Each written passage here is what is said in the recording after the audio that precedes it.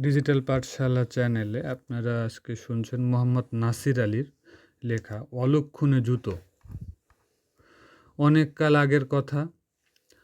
আলী আবু আম্মুরি নামে একজন ধনী লোক বাস করত বাগদাদ শহরে। শহরের ওপরে তার যেমন ছিল একখানা চমৎকার বাড়ি, তেমনই ছিল যথেষ্ট টাকা পয়সা। শহরে সবাই তাকে ধনী বলে জানত, কিন্তু বিদেশি কেউ হঠাৎ এসে তার জামা কাপড় দেখে মোটেই ধারণা করতে পারত না যে লোকটা সত্যি ধনী। তার পাড়াপড়শিরা প্রায়ই বলাবলি করত, আলী আবু ধনী হবে না কেন? লোকটা নিজের জন্য একটি দিনারও ব্যয় করে না। চেয়ে দেখো একবার ওর জুতো জোড়ার দিকে, তাহলেই বুঝতে পারবে ও ধনী হয়েছে কি করে। বলেই তারা হাসতে থাকতো। আলী আবুর পায়ের নাগরাই জুতো নিয়ে বাগদাদ শহরের শিশুরা অবধি হাসাহাসি করে। হাসবে নাই বা কেন? এমন একজোড়া জুতো পুরনো সারা বাগদাদ শহরে কেউ খুঁজে পাবে না। কেউ কেউ বলে, ও একজোড়া জুতো পরে আলী আবু জিন্দেগি কাবার করে দিয়েছে। কিন্তু একজোড়া জুতো কি করে এতদিন টিকতে পারে? হ্যাঁ, আলী আবুর জুতোর কোনো জায়গায় একটি ফুটো হলেই সে বেরোয় মুচির সন্ধানে। বাগদাদের মুচিরাও তাকে চিনে ফেলেছে। তাকে দেখলেই তারা বলে ওঠে, এতে আর তালি লাগানো চলবে না সাহেব, ওটা বাদ দিয়ে একজোড়া নতুন জুতো কিনুন। আলী আবু কিন্তু সে কথায় কান দেয় না। সে আরেক মুচির কাছে যায়। এমনই করে ঘুরতে ঘুরতে কেউ হয়তো একটা তালি লাগিয়ে দেয়। এমনই করে আলী আবুর নাগরাই জুতো সবার পরিচিত হয়ে উঠেছে। এমনকি বন্ধুরা একে অপরকে বলতে লাগলো, আলী আবুর নাগরাই জুতোর মতো তোমার পরমায়ু হোক। কিন্তু অবশেষে সেই বিখ্যাত জুতোই আলী আবুর দুর্ভাগ্যের কারণ হয়ে উঠল। শহরের রাস্তায় বেরিয়ে একদিন সে যাচ্ছিল এক কাচের শিশি বোতলের দোকানের পাশ দিয়ে। দোকানি তাকে দেখে বলে উঠল, এই যে আবু ভাই, আপনার জন্য একটা খোঁজ খবর আছে। বিদেশি এক সওদাগর এসেছে অনেকগুলো আতরের শিশি বেচতে। চমৎকার রঙিন ফুল কাটা শিশি, মোটে 50 দিনার দাম। কিনে 1 মাস ঘরে রাখলে তার দাম কমসে কম 100 দিনার দিয়েই আমি নেব। আমার বদনসিব যে এখন একটি দিনারও হাতে নেই। অমন লাভের লোভ কে সামলাতে পারে? সামলানো সহজ ব্যাপার নয়। আলী আবুর রাত দিন চিন্তাই হচ্ছে কি করে টাকা বাড়ানো যায়। কাজেই সে তৎক্ষণাৎ রঙিন শিশিগুলো কিনে বাড়ি নিয়ে গেল। দিন কয়েক পরে আরেক বন্ধু এসে খবর দিল, একটা লোক এসেছে বসরাই গোলাপ জল বেচতে। চমৎকার জিনিস, কিন্তু দাম একেবারে সস্তা। কিছুদিন পরেই এর দাম 2 গুণ 3 গুণ হতে বাধ্য। আর তোমার সেই রঙিন শিশি ভর্তি করে বেচলে চাই কি 4 গুণও পেতে পারো। আহা, কি গোলাপ! টাকা বাড়ানোর কি অমূল্য সুযোগ! যোগাযোগটা চমৎকার। রঙিন শিশি, তাতে গোলাপ জল। আলী আবু 50 দিনার দিয়ে গোলাপ জল কিনে নিয়ে এলো। শিশিগুলো গোলাপ জলে ভর্তি করে সে যত্ন করে রেখে দিল জানালা বরাবর একটা তাকের উপর। শিশি বোতল রাখার পক্ষে এই জায়গাটাই তার বাড়িতে সবচেয়ে নিরাপদ। অল্প কয়েক দিনের ভেতর দুটো লাভের কারবার করতে পেরে আলী আবুর মন খুশিতে আটখানা। সেদিন দুপুরবেলা সে শহরের হাম্মামে গিয়ে ঢুকল গোসল করতে। ঠিক সে সময়ে হাম্মাম থেকে গোসল সেরে বেরিয়ে আসছিল ওমর বিন আদি নামে তার এক বন্ধু। আলী আবুকে দেখেই সে বলে উঠল, আসসালামু আলাইকুম আবু ভাই। আলী আবুর সাথে সাথে জবাব দিল। এমন সময় ওমরের নজর পড়ল আবুর জুতোর উপর। ধনী বন্ধুর জুতোর দুর্দশা দেখে সে মাথা নেড়ে বলল, ভাই আলী আবু, তোমার তো মাশাআল্লাহ টাকা পয়সার কমতি নেই, এক জোড়ো নতুন জুতো কেন তুমি কিনছো না ভাই? সারাটা বাগদাদ শহর খুঁজেও তোমার নাগরাই জুতোর সামিল আর এক জোড়া জুতো কেউ বের করতে পারবে না। সত্যিই বলছি, তোমার এ জুতোকে এবার পেনশন দিয়ে একজোড়া নতুন জুতোর ব্যবস্থা করা উচিত। এই বলে ওমর বিন আদি মাথা নাড়তে নাড়তে বেরিয়ে গেল। আবু কোনো জবাব না দিয়ে শুধু মুচকি হাসে। গোসল সেরে জামা কাপড় পরে আবু বাইরে এসে দেখলো তার জুতো জোড়া জায়গা মতো রাখা নেই। আসলে লোকের পায়ের ধাক্কায় দূরে এক বেঞ্চির তলায় দুখানা জুতো দুপাশে পড়ে আছে। আবুর পুরনো জুতো যেখানে ছিল সেখানে পড়ে আছে এক জোড়া দামি চকচকে নতুন জুতো, চমৎকার জুতো, তাও ঠিক আবুর পায়ের মাপেই। আবু তখন মনে মনে ভাবলো, আমার বন্ধু উমরই এ কাজ করেছে, সেই নতুন জুতো জোড়া কিনে আমাকে উপহার দিয়ে গেছে। এজন্যই মাথা নাড়ছিল ওমর। প্রাণ খুলে বন্ধুকে ধন্যবাদ জানিয়ে আবু নতুন জুতো পায়ে দিয়ে বাড়ি চলে গেল। আসলে আবুর অনুমান কিন্তু মোটেই সত্য নয়। জুতো জোড়া ছিল শহরের কাজীর। আবুর মতো তিনিও জুতো ছেড়ে হাম্মামে ঢুকেছিলেন গোসল করার জন্য।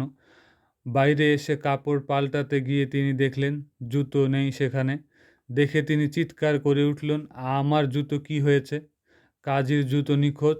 খোঁজ খোঁজ সাড়া পড়ে গেল তক্ষুনি। চারদিকে খুঁজে পেতে অবশেষে পাওয়া গেল আলী আবুর রং বেরঙের তালিওয়ালা সেই নাগরাই জুতো।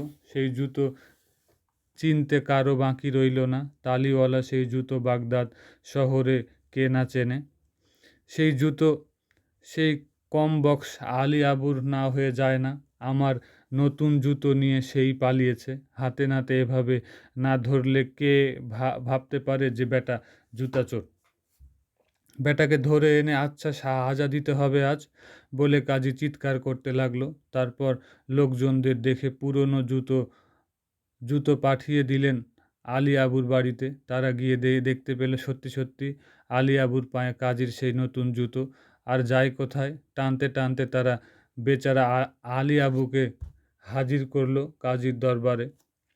কাজী রেগে বললেন, এক্ষুনি ওর পিঠে 10 দোররা মারো, মেরে নিয়ে যাও কয়েদখানায়। 1000 দিনার জরিমানা দিলে তবে ওর মুক্তি। ব্যাপারটা যে ভুলবশত হয়ে গেছে আবু তা বোঝাতে বারবার চেষ্টা করলো, কিন্তু কে শুনবে তখন তার কথা। অবশেষে কেবল 1000 দিনার জরিমানা দিয়ে আলী আবু সে যাত্রা রক্ষা পেল।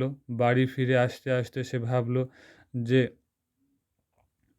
যে ওয়াপয়া জুতোর জন্য এতটা হয়রানি আর বেইজ্জতি তার মুখ আর জীবনে দেখতে চাই না। আজ বাড়ি গিয়ে ও দুটোকে শেষ করে দিতে হবে। এই ভেবে আলী আবু ফিরে তার নাগরাই জুতো নিয়ে এলো নদীর পাড়ে। তারপর বাড়ি থেকে বেশ খানিক দূরে একটা পুলের উপর দাঁড়িয়ে এক এক করে দু পাটি জুতোই ছুঁড়ে ফেললো নদীতে। কিন্তু সেদিন বিকেলে ঘটল এক কাণ্ড।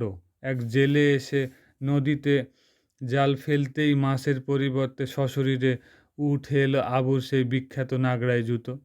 হরেক রকমের চামড়ার তালি লাগানো জুতো চিনতে জেলের দেরি হলো না। সেবারের খ্যাপের জাল মাছ না উঠলেও সে কিন্তু মনে মনে খুশি হলো। বাড়ি ফিরে বউকে বলল, আলী আবু ধনী মানুষ, এতদিনের জুতো জোড়া ফেরত পেলে কম করেও 2 দিনার বকশিস নিশ্চয়ই দেবে। দুঃখের বিষয়, জেলে যখন আলী আবুর বাড়ির জুতো নিয়ে হাজির হলো তখন বাড়িতে কেউ ছিল না। ঘরের দরজাগুলো সব বন্ধ, শুধু একটা জানালা খোলা ছিল, তাও ছিল অনেক উঁচুতে। জেলে মনে মনে বলল, এই নিয়ে আর তকলিফ করে ফিরে যাওয়া হবে না, তার চেয়ে জানালা দিয়ে ছুঁড়ে দিলেই আবু এসে তার জুতো পেয়ে খুশি হবে। পরে যখন দেখা হবে তখন বললেই হবে যে আমি পেয়েছিলাম ওটা, বকশিসটাও তখন চেয়ে নেওয়া হবে। এই বলে জানালা দিয়ে জুতো দুখানা ছুঁড়ে মারতেই সেগুলো গিয়ে পড়ল গোলাপ জলের শিশির উপর। তার ফলে তাকের সবগুলো শিশি মাটিতে পড়ে ভেঙে গেল। রাতে বাড়ি ফিরে আবু তো চক্ষু চড়ক গাছ, মাথা চাপড়ে সে কেঁদে উঠল। আবার সেই অপয়া জুতোর কীর্তি। কি বদনসিবই হয়েছে আমার! আজ এক্ষুনি এই অলক্ষণে জুতোর হাত থেকে যে করেই হোক রেহাই পেতে হবে। এই বলে বাগানের একপাশে দেয়াল ধারে গিয়ে সে মাটি খুঁড়তে লাগলো। আধারে তখন কিছুই দেখা যায় না, কিন্তু কাল ভোর অবধি অপেক্ষা করার মতো মনের অবস্থা আবুর মোটেই নেই। চোর যেমন আধারে শীত কাটে, আবুও তেমনি আধারে মাটি খুঁড়তে লাগলো। দেয়ালের পাশে শব্দ শুনে পাশের বাড়ির লোকেরা এলো আলো নিয়ে। এসে দেখলো আবুর কাণ্ড। তারা বলল, এই তোমার কীর্তি! আধারে বসে দেয়ালের তলায় সুড়ঙ্গ কেটে আমাদের সর্বস্ব চুরি করার মতলব! চলো এক্ষুনি কাজীর কাছে। এবার কাজী তাকে দেখেই বলে উঠল, আবার চুরি? কদিন আগে আমার জুতো চুরি করে জরিমানা দিয়েছ, এবার বুঝি বড় রকমের দাও মারার মতলব ছিল? এই বলে আবুকে কথা বলার সুযোগ না দিয়েই কাজী তাকে কয়েদখানায় পাঠিয়ে দিলেন। বাড়ি এসে সে ভাবল, দুবার 2000 দিনার জরিমানা দিয়ে জেল খাটার হাত থেকে রেহাই পেলাম, কিন্তু জুতোর হাত থেকে রেহাই না পেলে চলবে না। এই অলক্ষণে জুতো বার করতেই হবে। অনেক ভেবে চিন্তে এবার সে জুতো জোড়া ফেলে এলো নর্দমায়। বাড়ি ফিরে শুয়ে শুয়ে ভাবতে লাগলো, এতদিনে সত্যি রেহাই পেলাম, নর্দমায় কেউ জাল ফেলতে আসবে না। পরের দিন ভোরে ঝাড়ুদার এলো নর্দমা পরিষ্কার করতে। এসে দেখলো একজোড়া ছেঁড়া জুতো আটকে নর্দমা বন্ধ হয়ে আসে। বলা বাহুল্য, জুতোর মালিককে চিনতে বেগ পেতে হলো না। ময়লা জুতো জোড়া সে আবুর বাড়ির দরজায় রেখে চলে গেল। আবু ঘুম ভাঙতে বাইরে এসে দেখলো আবার সেই জুতো। আবু মাথায় হাত দিয়ে বসে পড়ল। এবার কি করবে তাই বসে সে ভাবতে লাগলো। রাস্তা দিয়ে এক কুকুর যাচ্ছিল ছুটে। হঠাৎ আবুর বাড়ির কাছে এসেই থেমে পড়ল। তারপর মাটি শুকতে শুকতে এগিয়ে এলো জুতোর কাছে। এসেই এক পাটি জুতো মুখে নিয়ে দে ছুট। অগত্যা আবুও ছুটল কুকুরকে তাড়া করতে। ছুটতে ছুটতে সামনে পড়ল একটা দেয়াল। কুকুর দেয়াল টপকে যেতেই জুতাটা ফসকে গিয়ে পড়ল দেয়ালের ও পাশে একটা ছোট ছেলের মাথায়। আবুর ভারী জুতোর গায়ে ছেলে অজ্ঞান হয়ে পড়ল। বাড়িতে হইচই পড়ে গেল। সবাই এলো ছুটে। তারপর আবার সেই কাজীর কাছে। আবুকে দেখে কাজী রেগে উঠে বললেন, ছেলেটার চিকিৎসার সব টাকা তো দিতেই হবে, তাছাড়া সমপরিমাণ টাকা খেসারতও দিতে হবে। বেচারা এবার কেঁদেই ফেলল। দুবার জরিমানা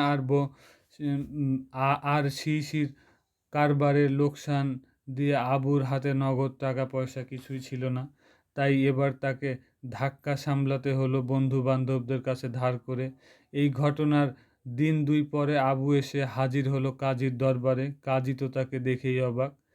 সেদিকে লক্ষ্য না করে তালি দেয়া জুতো জোড়া কাজীর সামনে রেখে আবু বলল, এবার আমার ফরিয়াদ রাখতে হবে হুজুর। আমার এই জুতো জোড়ার বিরুদ্ধে ফরিয়াদ। এই অলক্ষণে জুতোর কারণে আমার যা কিছু দুর্ভোগ ঘটেছে তা শুনে হক ইনসাফ করে দোষীর সাজা দিন। কাজী অবাক হয়ে চেয়ে রইল, লোকটা তামাশা করছে নাকি। আবু আবার বলতে লাগলো, আমি সত্যি বলছি হুজুর, আমার বুড়ো বয়সে সব কিছু দুর্ভোগের মূল এই ছেঁড়া জুতো। এই দুটোকে এমনভাবে কয়েদ করে রাখুন যাতে আমার নজরে আর না পড়ে। এই বলে সে একে একে কাজীর সব কথা খুলে বলল। আবু দুর্ভোগের কথা শুনে কাজীর ভীষণ হাসি পেল। হাসতে হাসতে তিনি বললেন, সত্যিই তুমি জুতোর বদৌলতে কষ্ট ভোগ করেছো এবং তা দেখতে পাচ্ছি। যাও, তোমার জরিমানার টাকা সব ফেরত দেওয়ার হুকুম দিলাম। তাছাড়াও এই জুতো আর তোমাকে দেখতে হবে না। কাজী সত্যি দয়ালু ছিলেন। তিনি আবুর 2000 দিনার সাথে সাথে ফেরত দিয়ে দিলেন। জুতো জোড়ার ভাগ্যে কী ঘটেছিল কেউ বলতে পারে না, কিন্তু আবুর পায়ে সেগুলোকে আর দেখা যায়নি। ডিজিটাল পাঠশালা চ্যানেলে আপনারা শুনছেন মোহাম্মদ নাসির আলীর গল্প অলক্ষণে জুতো। সঙ্গেই থাকুন। ধন্যবাদ।